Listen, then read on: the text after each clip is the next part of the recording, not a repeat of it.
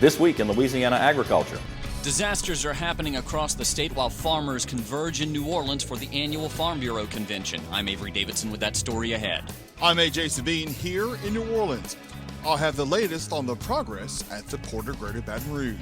And federal regulations and budget concerns overshadow much of the discussion at the 89th annual meeting of the Louisiana Farm Bureau Federation. Hello everyone, I'm Michael Dana. Thanks so much for joining us. Our program this week is coming to you from the Cabildo in the heart of New Orleans. Built in 1795, the Cabildo was the site of the Louisiana Purchase Transfer ceremonies in 1803 and is now the flagship building of the Louisiana State Museum Historical Complex. We'll tell you more about this historic Louisiana landmark later on in the program. The Crescent City was again the site of the annual Louisiana Farm Bureau Convention. More than 1,200 farmers and their families turned out for the four-day conference. On the minds of many farmers are the uncertainties facing them as harvest season draws near. 2011 has been another difficult year for farmers and ranchers. This week in Louisiana agriculture's Avery Davidson begins our convention coverage with a look at the challenges farmers are facing right now. If the saying is true that still waters run deep, then you would not be surprised to learn that this newly formed lake in Paul Brown's cotton field is 95 feet deep. It was the raging Mississippi River which scoured that hole when it topped and tore through the inner levee at Bunch's Bend in East Carroll Parish. Unbelievable. Brown says the river also dumped 15 feet of sand over about 300 acres of his best cotton fields. I never did think it'd be destroyed like this. Never in my life.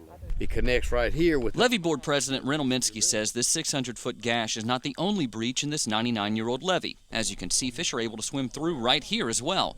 Minsky says overall the river destroyed nearly a mile of the inner levee and that it will cost between $5 and $10 million to repair the damage. If we can do it, I think we need to at least raise these levees at least 4 feet above where they are today. That would better protect 12,000 acres of fertile farmland in the state's poorest parish.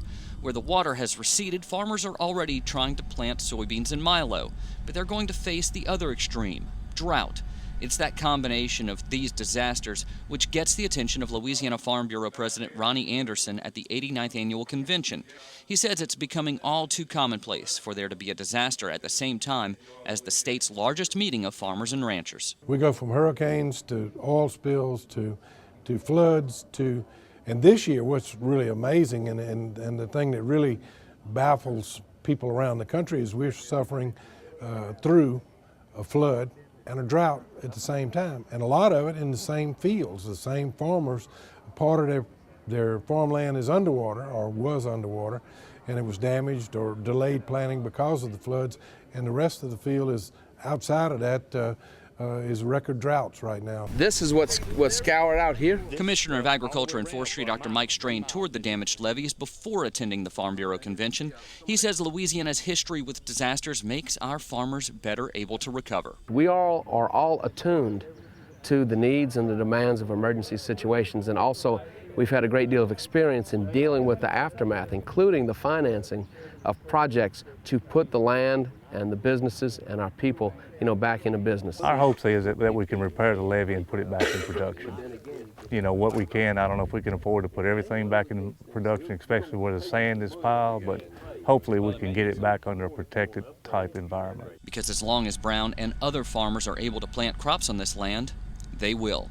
In East Carroll Parish, I'm Avery Davidson for This Week in Louisiana Agriculture. Here in New Orleans, Commissioner Strain met with Reynold Minsky to discuss funding options to rebuild the inner levees there in East Carroll Parish. Minsky says he's optimistic that Washington will come through with the necessary funds.